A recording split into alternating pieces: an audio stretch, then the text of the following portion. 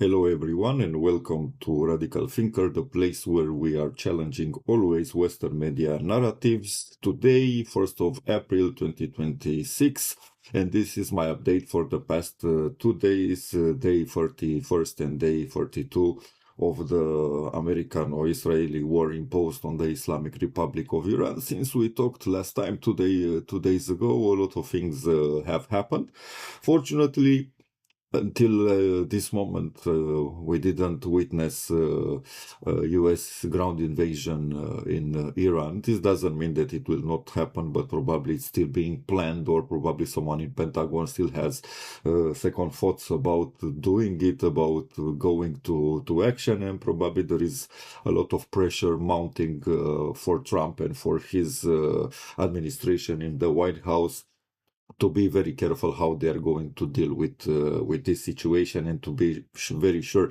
that if they plan to escalate through a ground invasion, that they will surely have success, because as we saw, everyone saw, the planet saw, for the past month since this war started, the American plans, the theoretical plans, were not projected into reality. What happened in reality was very, very different, and as currently things are, it seems that Iran was more planned for this war than the Americans and the Israelis. Let's go through what happened in the past 2 days, and I will make comments where comments are needed. First of all, 2 days ago, on the day the first of the war, so this means on Monday, Israel announced that 6 IDF soldiers were severely to moderately wounded in the south of Lebanon in the clashes with Hezbollah. Take it with a pinch of salt. You know how it's with the Israelis. Their soldiers are always getting wounded severely or moderately, but almost never get dead. At least the official announcements about that Israeli soldiers don't appear very, very often. Israel was hit on Monday also by the Iranians as a response for the petrochemical attacks inside Iran. The Iranians hit the refinery and the port in Haifa multiple times. It seems to have been a strong hit for the Israeli energy infrastructure. The United States used again bunker buster bombs in the mountains of Isfahan, around the city of Isfahan, but this is exactly the same thing that they did in Yazd, where they hit those mountains around the city of Yazd for multiple days, trying to penetrate the underground facilities, the underground missile facilities, only to see some days ago to have a video recording of missiles being launched from the mountains, although those mountains have been repeatedly hit with bunker busters bombs by the Americans. So it means that the underground facilities have been projected to withstand multiple hits with such type of heavy ammunition, and therefore it will be very hard for the Americans to really damage in a big way the underground missile infrastructure that the Iranian armed forces currently possess. This means that as long as this war starts, we will see constant missile fire from these underground missile bases, and the Americans and the Israelis will continue to push and to try to damage them, but it will be a very, very painstaking job to achieve such a thing. The oil barrel on Monday went up to $116, and we had, once again, as we got accustomed to, we had the President of the United States, Donald Trump, appearing on Monday to claim that, of course, once again, the Iranian armed forces have been obliterated, the nuclear program has been obliterated, they don't have missiles anymore.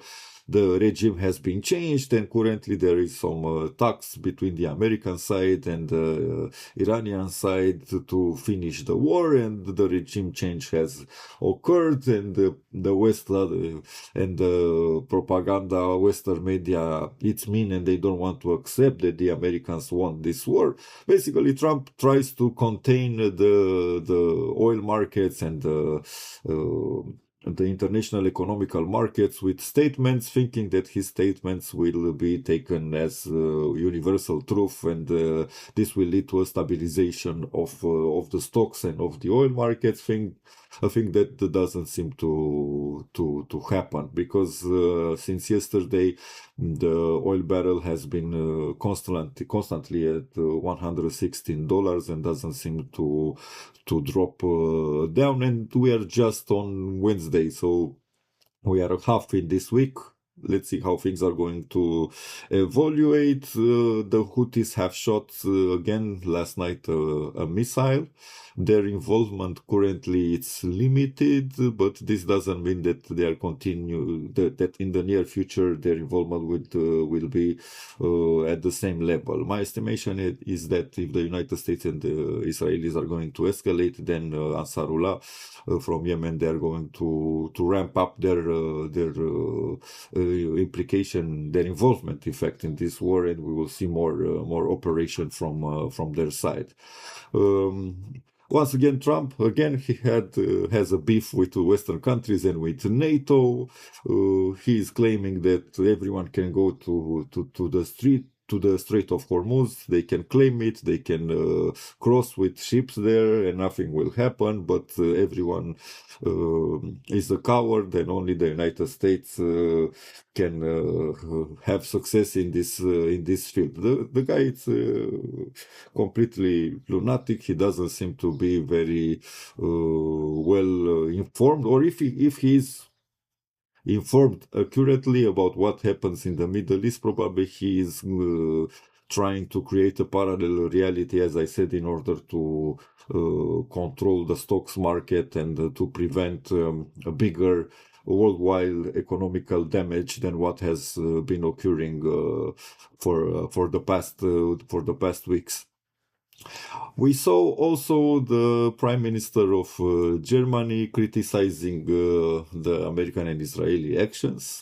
He said that if the Iran war develops into a major regional conflict, it could place an even greater burden on Germany and Europe, as heavy as we recently experienced during the COVID pandemic or at the start of the Ukraine war. This was the declaration of the German Chancellor Merz.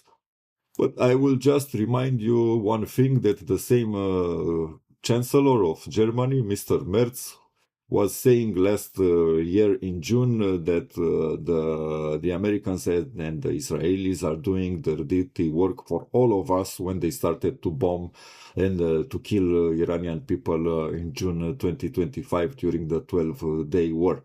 So now when Iran has pushed the pressure and started to control the Strait of Hormuz, and the Western economies start to be hit by this type of action, suddenly the opinion of Mr. Merz regarding a war with Iran has been changing, and now he's saying that it's not a good thing, although last year he was cheering for this type of illegal aggression. He said that Germany is on the same page with the United States and Israel immediately after the start of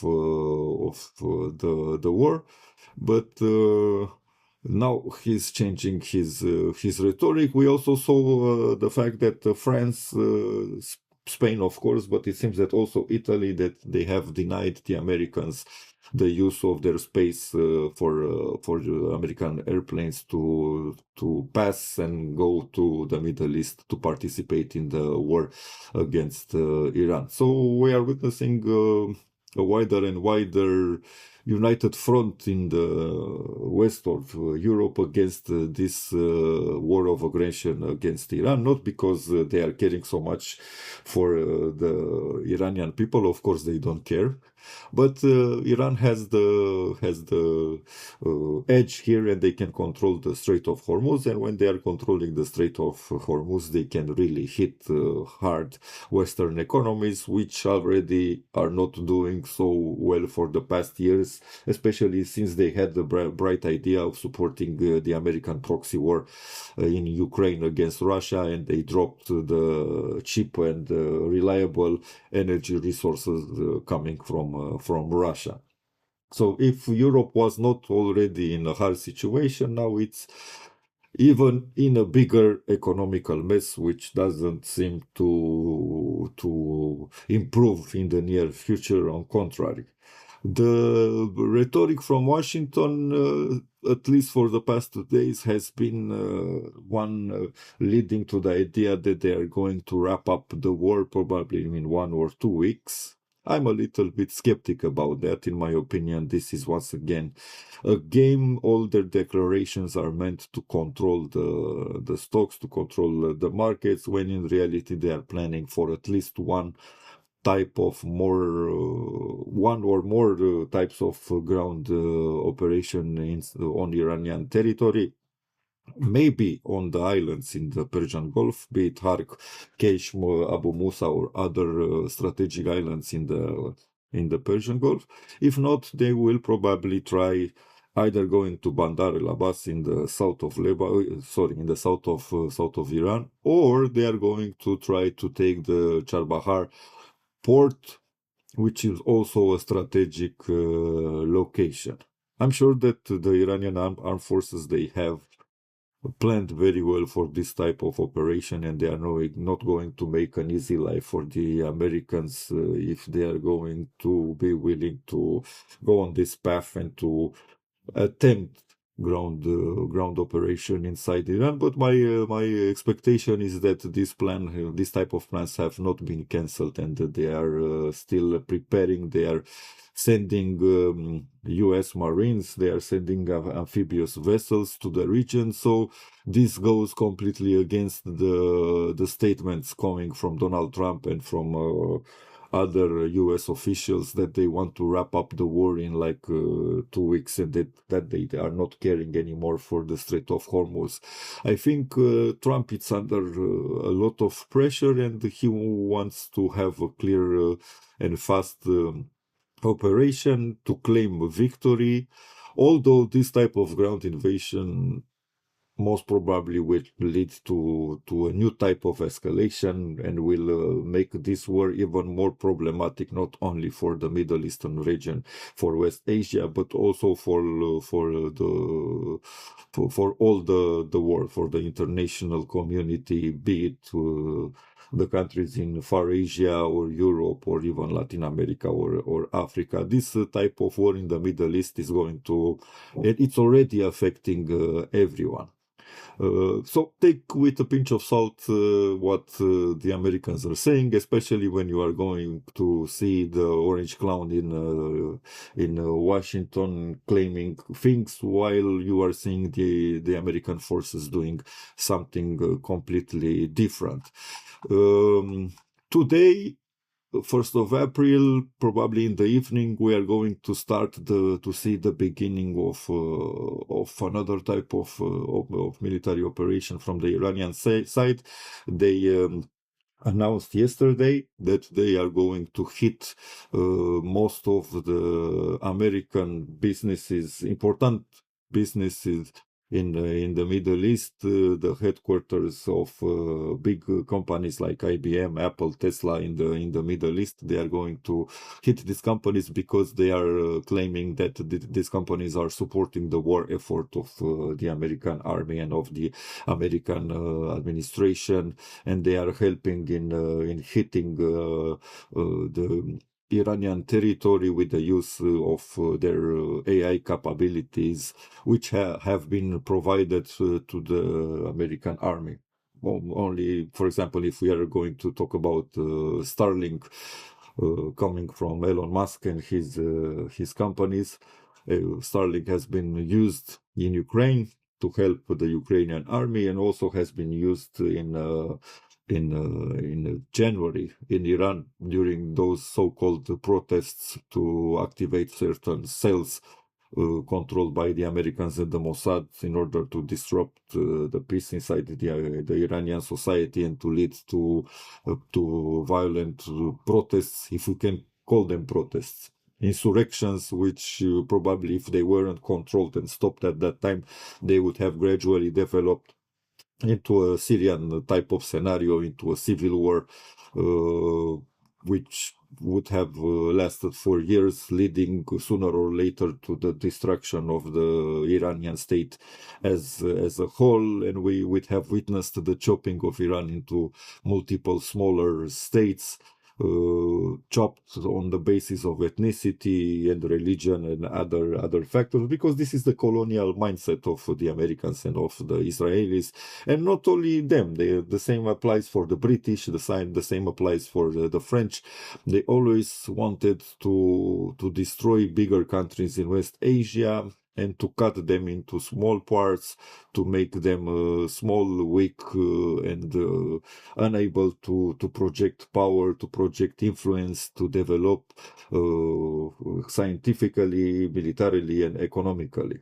This is why we saw Marco Rubio, or Narco Rubio, some days ago, when he was saying that the Iranian regime, as he puts it, could have used its money from oil revenue to develop the Iranian economy instead of creating missiles and drones and other types of military technology. Of course, this is what the Americans would always say, because they like countries which are not interested or are not focused on developing their own self-defense military sector. And a country which doesn't have an internal military industrial complex owned by the state, not private as it is in the United States, doesn't have the means of self-defense. And we saw this many times. We saw it in Afghanistan, and especially we saw it in the 2000s, during the 2003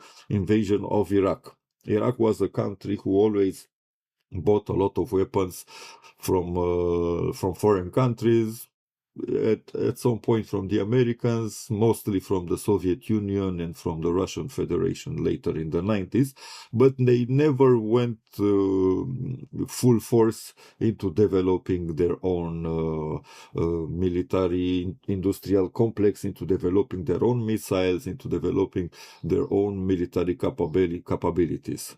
Iran, on the other side, they understood from the beginning, since the war ended with Iraq at the end of the 80s and beginning of the 90s, they understood the importance of developing an internal military capability. This is why they focused on developing strategic ballistic missiles, and later they started to create different types of drones with different types of ammunitions and operational ranges, which is very good, because as we see now, they are not dependent during this war on other countries to provide them ammunition, to provide them drones, to provide them missiles. The only type of cooperation which exists now with China and with Russia, it's in the informational area, where the Russians and the Chinese are providing the Iranians satellite coverage of American military infrastructure in the Middle East, movement of troops, and probably this also happens when it's related to Israel and Israelis operations in the area, and also in Lebanon. But when it comes to drones and to missiles, Iran is a country who is developing its own type of weaponry, and as everyone could see in the past years, they seem to be pretty advanced, more advanced than even other countries with much more developed armies. Look at the United States; their drone capabilities now are not as big and as complex as the Iranian drone capabilities. We are just in the second month of this war, and Iran is still using simple drones. They didn't begin to engage in this war with more advanced type of drones, which they have. Probably they are going to keep these surprises for later in the conflict, depending on how much the level of the escalation will increase. We are going to see for sure, probably even at the end of this week, the Iranians using other types of missiles, and maybe later in this conflict, maybe other types of drones.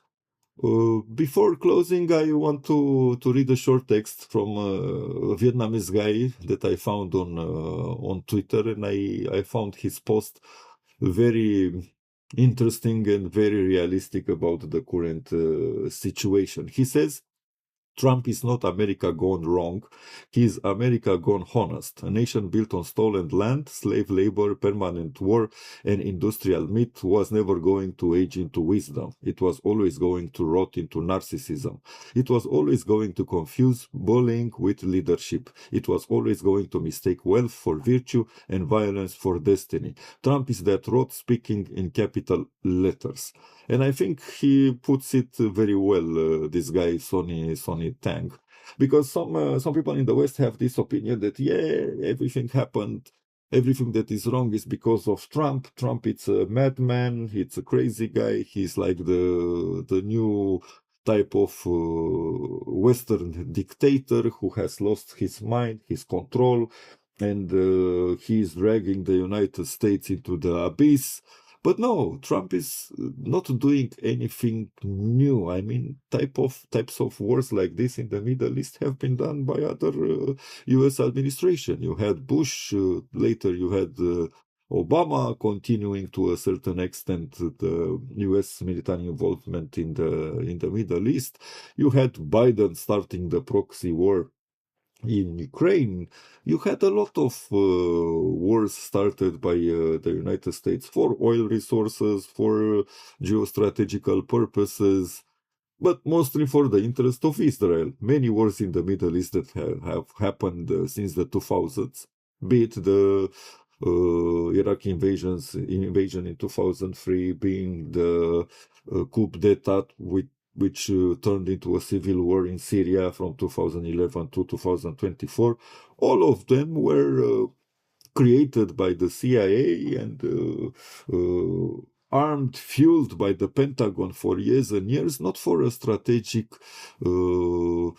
purpose for the United States. The United States didn't gain anything by getting involved into Syria, toppling Bashar al-Assad, or by spending years and years and years in Iraq and in Afghanistan. No, most of these wars have been done for the interest of Israel, because Israel needed the American military arm to crush any type of Middle Eastern state which was strong enough to have an independent agenda and to project power in the region, which was in contest with the aims of the Israelis of controlling the region and being the only nuclear superpower in the Middle East. Besides those artificial needs which appear when you are occupying a country, for the fact that you need to provide catering services, build military bases, provide ammunition, medical services to different military units inside the country that you are occupying. And this money that is artificially made goes to the companies which are providing this type of services. Besides that, the United States didn't gain anything from Iraq. They didn't even take initially control of the Iraqi oil. And when a big part of the U.S. army retreated from Iraq, it's true that they forced the Iraqis to sell their oil through the American economical network. So basically, if you are buying oil from Iraq, you are paying the Americans, and later the Americans are releasing this money to the Iraqis. But in general, the Americans, they didn't gain too much from these types of war. And the current war, the Ramadan war, or the Gulf War, as it's called now in the West, this war against Iran, doesn't bring absolutely nothing economically, nothing strategical for Iran. On contrary, Iran in 1 month managed to destroy most of the American bases in the Gulf region, which it means that the Pentagon, if it wants to rebuild them, of course, if Iran will allow for them to be rebuilt, this means probably tens of billions of dollars in investments for the next years to rebuild these types of military bases, military facilities, and especially those raiders which were also used not only to control and to observe the movements of the armies, of the Iranian armies. But those types of raiders were also used to check on China, to do surveillance against Russia. So it's a big loss for the Americans. Also, the fact that they couldn't protect their military bases, although they were claiming that these military bases are going to protect the Gulf states, it's a big hit for the prestige of the American military might at power levels, even in the Middle Eastern countries. I'm not even talking about further in other Asian countries. The mindset is gradually going to change because they are seeing that housing U.S. military bases and even buying U.S. military technology doesn't lead to peace, doesn't lead to stability and protection. On contrary, it creates tension, and this tension, when the shit hits the fan, if you want to put it like this, it's leading to destruction, to economic collapse, to death, and to a lot of suffering for countries which are already very small and very fragile. The small monarchies in the Middle East, they might have a lot of money, but they are very fragile militarily, economically, and the simple fact that they are in a geography which is very hostile to human life, with big temperatures, with lack of water, with a lot of instability. It's very hard for them to recover. I mean, I'm not seeing Dubai, even if the war, for example, ends tomorrow, I'm not seeing the Emirates, Dubai, Abu Dhabi, Sharjah, and so on, going back to the stature that they had for example, in 2025 or 2024. It will take a lot of time for them to recover, and they will need to think very well how they are going to position themselves politically in the region, and if they want to continue a path of hostility with their bigger neighbor Iran, and to continue to be slaves and literally to kiss the ass, as Trump put it, to kiss the ass of the Americans. If they want to go on this path, sooner or later this will mean the complete and real obliteration, not the Trumpinian obliteration of these countries in the Gulf area. And regarding the Americans, yes, the only change is that now it's that Trump has a big mouth and he's speaking the wild words openly. But the same mindset and the same strategies and the same colonial attitude and the same arrogance the Americans had, even during Bush, even during Clinton, even during Obama, even during Jimmy Carter, Nixon, Gerald Ford, or even Kennedy. The only difference is that this type of discussions and attitude were in the Oval Office, but they were not going outside of the White House. You couldn't see such type of declarations in front of the media. Also, the quality of the politicians and of the American diplomats at that time was far better than what we are seeing in this clownish Trump administration. What we are seeing now, it's completely ridiculous. I mean, if it wasn't for this real war and for the tragedy of Iranian people dying, of people dying in Lebanon and in Palestine and so on, this would have been a comedy show. I mean, it's completely ridiculous, the type of statements that this orange clown, this man boy, an older man who acts like a spoiled little brat, like a kid, who lacks attention, who has some traumas from his childhood, who always wants people to eulogize him, to say that he is the best, that he is number one. This Neo Caligula, as Pepe Escobar, another great analyst, puts it, this Neo Caligula, who has an ego bigger than the capability of the US military forces, he is a complete clown and a complete joke. But he's not the only joke in this reality.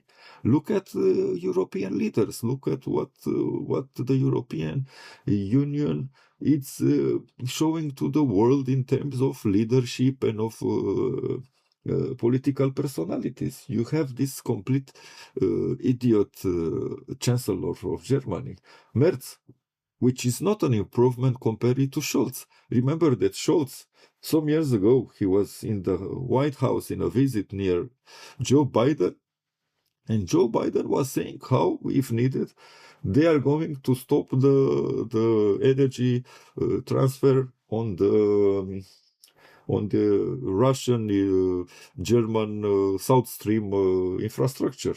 Basically, they were setting the ground for sabotaging Nord Stream, or how is it was called, Nord Stream, I think it was. They were setting the ground. They were making publicly the fact that they are going to sabotage the pipeline and they are going to deprive the Germans of cheap and reliable energy resources just because they want to create an artificial conflict in Ukraine and to keep Russia busy for years in a quagmire, embroiled in a war. In Germany, the German officials, they didn't say anything. They didn't protest. They acted as nothing happened. Nothing happened. We are seeing Macron. Macron claims to be like the flag bearer of European independence at the European Union level. But this guy is a joke. Every time the Americans are doing something, he tries to copy the Americans. For example, the Americans were sending aircraft carriers and other type of military vessels into the Middle East, and then you see Macron appearing on the media, addressing the nation and saying that he's going to do the same. Every time when Americans are doing a movement, he tries to copy it. And his obsession with Lebanon, the fact that he wants to be a so-called mediator in Lebanon, although he doesn't have a leverage. I mean, literally, he doesn't have a leverage in the Israeli-Lebanese conflict. Okay, he might have some supporters inside the Maronite community in Lebanon, but otherwise he doesn't have anything. He was telling the Lebanese resistance to give up on their operation against the Israeli invading forces, to give up on their weapons. I mean, this is lunacy. The people from the south of Lebanon will never agree this, and the simple fact that that Macron is coming with this type of declaration is completely ridiculous. These people don't know the Middle East, don't understand the Middle East, but they think that they are still colonial powers like in the 19th century, and that they can set the stage for events and they can control and they can tell to this group and to that group, do this or do that. And if you are not going to do it, we are going to do this or that. No, it's not going to work. The same way it's not going to work for the Americans to have the same type of influence and complete control over the Middle East as they had it in the 80s, in the 90s, and even in the 2000s. Iran showed them on a military level that they cannot achieve more. I mean, you can go and bomb Iran even for the next 6 months. You are going to damage, for sure, more civilian infrastructure. Probably you are going to cripple their or part of their economical infrastructure. You are going to destroy electrical plants. You are going to destroy oil and gas facilities, but you are not going to defeat them, because these people are resilient. This is their nature. This is their culture. You are not going to stop them just through an aerial war. And if you want Mr. Trump to go on the ground, to send the American Marines and the Rangers inside Iran, be my guest. Do it. But don't think that the Europeans are going to join you in this type of bloodbath as they did it in 2003, when the Americans and other like 40 other vassal countries went inside Iraq and achieved nothing. As we clearly saw, the only thing that they achieved was the removal of Saddam, and in time inside Iraq, we see the creation of resistance movements, which now are pummeling the US bases there, and they even achieved a huge objective to force the NATO forces, the international NATO forces, to retreat from Iraq. So this is the current situation. As I said, my estimation is that the Americans will be dumb enough to try some ground operation in Iran in the next days. I'm still hoping that someone in Pentagon or someone in the Congress or in the current US administration will have the emotional intelligence to stop this insanity from occurring. But if it's going to occur, you are going to see a war which will expand, will reach new levels, and what we all saw in the past 30 days will be nothing compared to what will occur. I'm waiting tonight to see how Iran will start to bomb the facilities of Apple, IBM, Tesla, AT&T, and other US companies in the region, and to see how the Americans want to respond to this. And for sure, probably in the mid of the day or in the evening, we are going to see Trump again telling us how he is negotiating with the Iranians, and that the Iranians have been obliterated and they don't have even one missiles, and they are using arrows to hit the US bases in the Middle East. The lunacy continues. Please subscribe, share this content if you are enjoying it. Write me comments about what topics do you want me to discuss and analyze, and hope to see you soon tomorrow for a new episode of Radical Thinker, where we are going to discuss the next developments in this US-Israeli war against Iran. Until then, I'm wishing you all the best.